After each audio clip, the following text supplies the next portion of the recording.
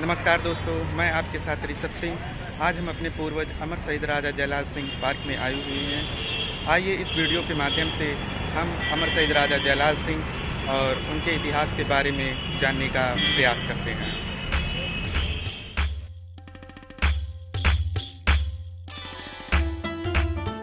(1857) के क्रांतिकारी अमर शहीद राजा जयलाल सिंह की ये आदमकद प्रतिमा जो हजरतगंज लखनऊ में स्थापित है, और ये नीचे शिलालेख पे अमर शहीद राजा जयलाल सिंह का नाम और ये माननीय डॉक्टर अखिलेश दास गुप्ता द्वारा स्थापित करवाया गया था शिलालेख में, और पदाधिकारियों का नाम लिखा गया है। राजा जयलाल सिंह की आदमकद प्रतिमा के जस्ट पीछे दीवार पर राजा साहब को फांसी देते हुए अंग्रेज़ों के साथ ये चित्र को अंकित किया गया है, आप देख सकते हैं। ये वही इमली का पेड़ है जिसमें राजा जयलाल सिंह को फांसी दी गई थी और वह डाल काट दिया गया है। ये 1857 के क्रांति से अभी तक विद्यमान है, और ये इसके नीचे राजा जयलाल सिंह के नाम पर एक शिलालेख लगाया गया है, और उसके जस्ट बगल में राजा जयलाल सिंह की संक्षिप्त जीवन परिचय दिया गया है। राजा जयलाल सिंह का जन्म 1803 में राजा दर्शन सिंह गालिब जंग कुर्मी राजकुल परिवार में हुआ था, और इस वीडियो को रोककर आप उनके इतिहास के बारे में पढ़ सकते हैं। स्मारका के दूसरी तरफ स्वाधीनता संग्राम राजा जयलाल सिंह को के जीवन परिचय को अंकित किया गया है, और इसके जस्ट तीसरी तरफ राजा जयलाल सिंह को जो फांसी दिए जाने का जो अभियोग लगाया गया था, उसे पे किस कारणों से इन्हें फांसी दी गई थी 1 अक्टूबर 1859 में, उसको वर्णन किया।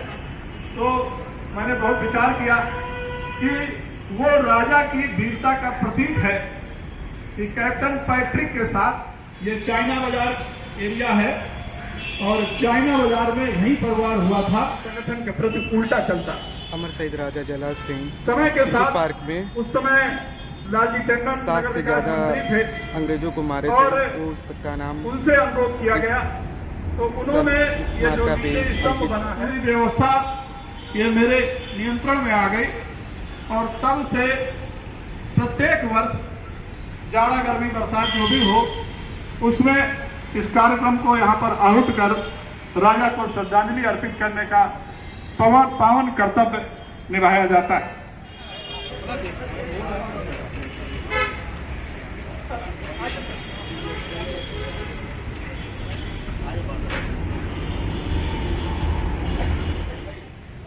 पवन उत्तम, यहाँ पर अगरबत्ती और माचिस लाई जाए। जिला यूनिट के हमारे अध्यक्ष महेश वर्मा जी, हमारे अमरीश अंबर जी कवि जी।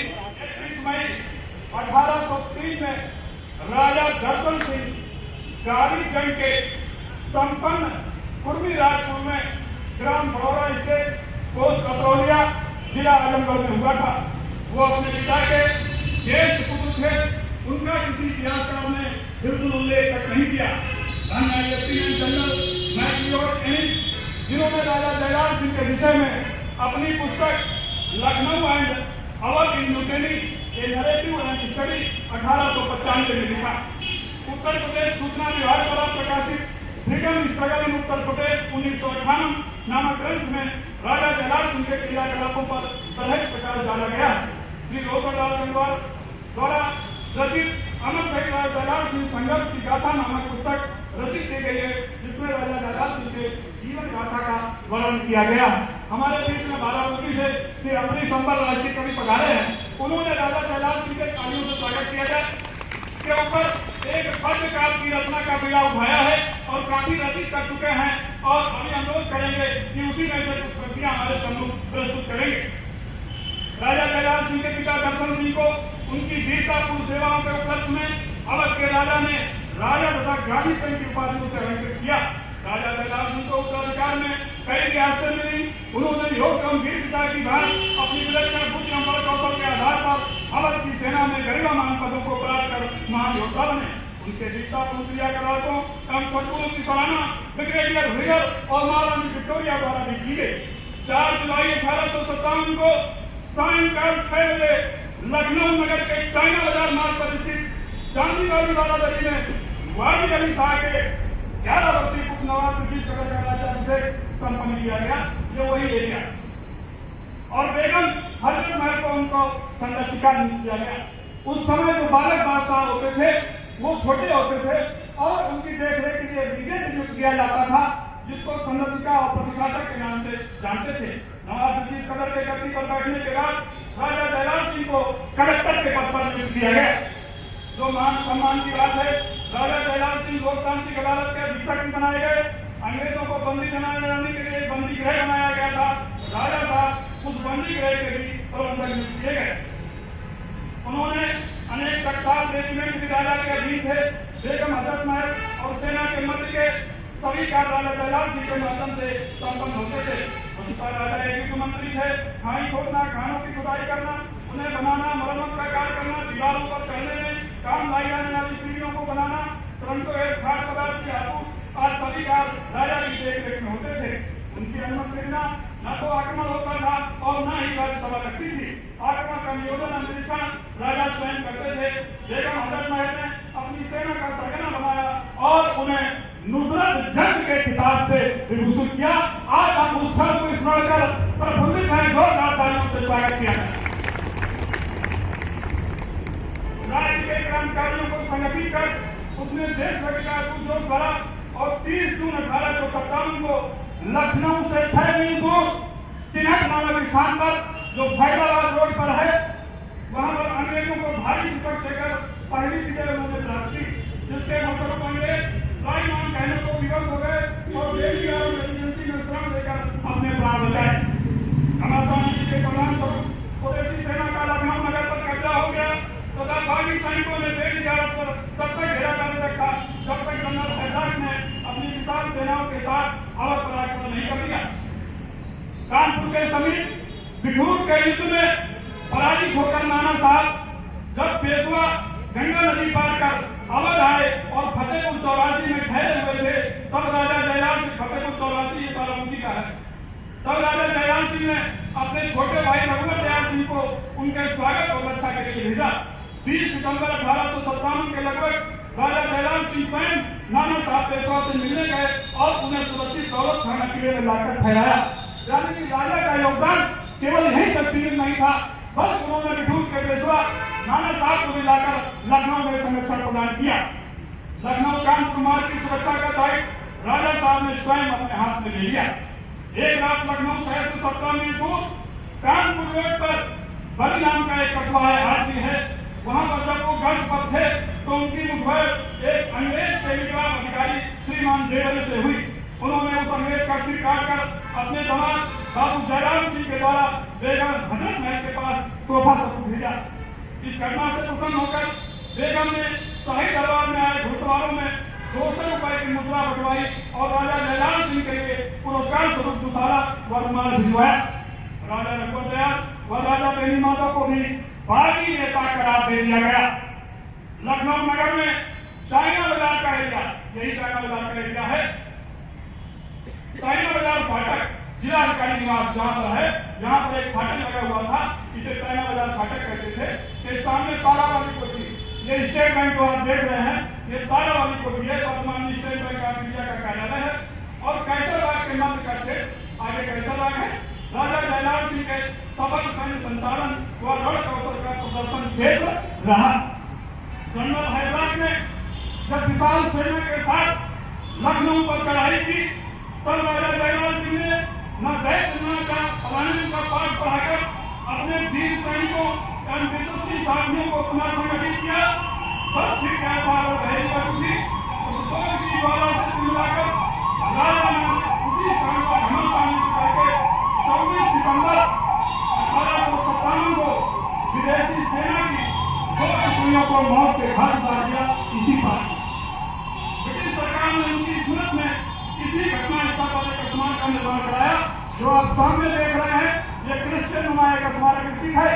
ये राजा की वीरता का प्रतीक है और कैप्टन पैट्रिक के साथ इसमें 6 अंग्रेज अफसरों के नाम अंकित है जिनको राजा साहब ने मौत के घाट इसी पार्क में उतार दिया था। 1 नवंबर 1858 को इलाहाबाद में महारानी विक्टोरिया की संपूर्ण शांत की घोषणा पढ़ी गई, जिसे विक्टोरिया डिक्लेरेशन के नाम से जाना जाता है। उस विक्टोरिया डिक्लेरेशन पर विश्वास करके और मध्यस्थी पर विश्वास करके राजा साहब भूमिगत थे वो प्रकट हो गए और उसी समय अंग्रेजों ने राजा साहब को गिरफ्तार कर लिया और गिरफ्तार करके लाकर इसी पार्क में खड़ा किया।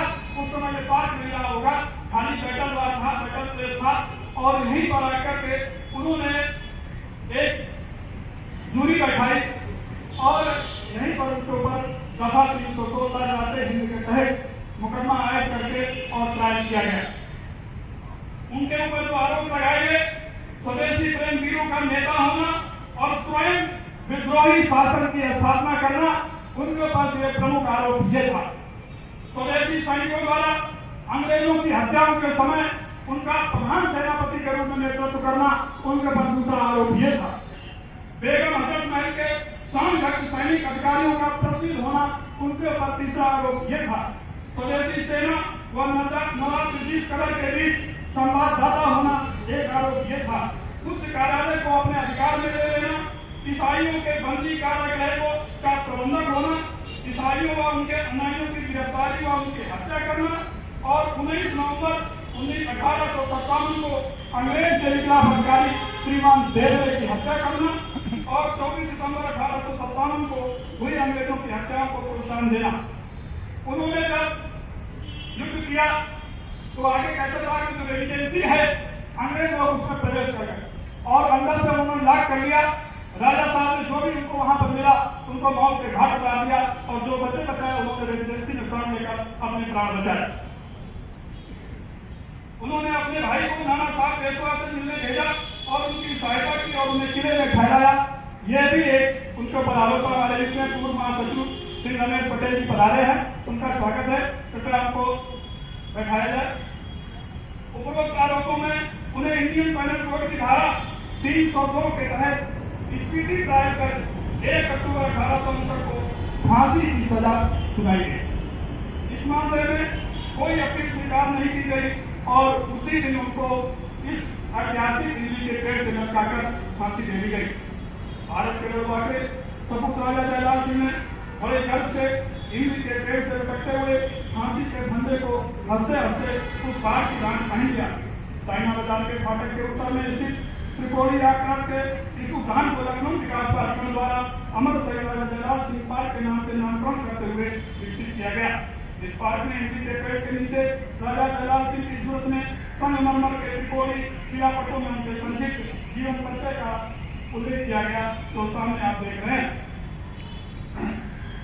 लखनऊ विकास प्राधिकरण द्वारा इसी स्थल पर राजा साहब की एक आदमकद प्रतिमा की स्थापना की गई है, कराई गई है, जिसके लिए प्रबल पैरवी पूर्वी सभा लखनऊ श्री डॉक्टर प्रबोध गंगवार और माननीय श्री अरुण सिन्हा जो हमारे मंत्री है, प्रबल पैरवी उस समय की गई। उसके फलस्वरूप ये प्रतिमा यहाँ पर स्थापित की गई। इस प्रतिमा को फाइनेंशियल सपोर्ट अखिलेश दास गुप्ता जो 2009 में लखनऊ के लोकसभा के प्रत्याशी थे, उनके पास सभी लोग गए और उन्होंने एक ही बार में कहने से ये प्रतिमा का पूरा खर्च उठाया था। लखनऊ विकास प्राधिकरण मूर्ति के मद में कोई पेमेंट नहीं कर सकता था, इसलिए पेडेस्टल और निर्माण रेलवे ने कराया और प्रतिमा उन्होंने अखिलेश दास गुप्ता ने भेंट की थी और उन्होंने ही हायर लेवल पे फोन करके अधिकारियों को निर्देशित किया था और तुरंत इसकी परमिशन करवाई थी। वो साधुवाद के पात्र हैं, आज हमारे बीच में नहीं है, लेकिन हमारा ये समाज श्री अखिलेश दास गुप्ता को साधुवाद अर्पित करता है। उनके सहयोग से ये प्रतिमा स्थापित हुई।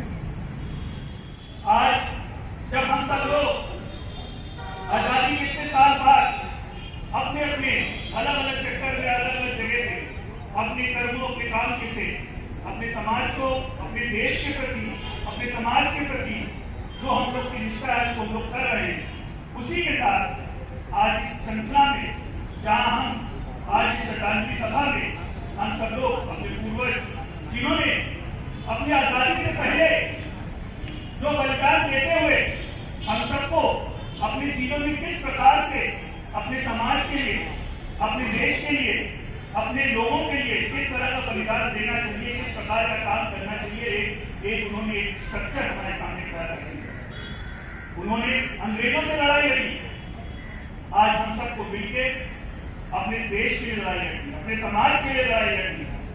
उन्होंने अपने अंग्रेजों से लड़कर अपने देश के लिए बलिदान दिया, जो सबसे बड़ा बलिदान अपने जीवन का, जहां अंग्रेजों ने देखते हुए उनको फांसी की सजा इसी स्थान पे, इस पवित्र स्थान पे जो ऊर्जा हमको मिलती है, वो ऊर्जा हमको यहाँ से लेते हुए अपने जहां जहां हम लोग जाए, वहां अपने देश के बारे में, अपने समाज के बारे में, जहां हम सब लोग बैठे एक ऐसी नींव करके, जहां हम सब लोग एक साथ एकजुट होकर एक दूसरे से परिचय करते हुए हम लोग एक दूसरे की मदद कर सकें, हम समाज में एक दूसरे की मदद कर सकें।